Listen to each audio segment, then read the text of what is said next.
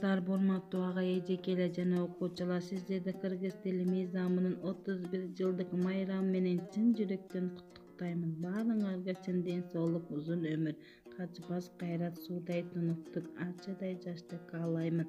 Ар дайым асманыбыз ачык болсун. Талбай билим алып, мамлекеттик тилибиз болгон кыргыз тилинин өсүп өнүгүшүнө өз салымыбызды кошо берели.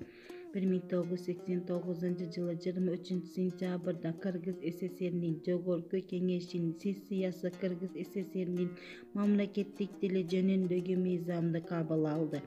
Ал мыйзам Кыргыз СССРнин мамлекеттик тили катары салтанаттуу түрдө жарыяланып, аны коргошуна коомдук чөйрөнүн бардык тармактарында өз даражасына жараша кеңири жана өнүгүп өркүндөшүнө мамлекеттик кепил болуп тургандыгын ачык белгиледи.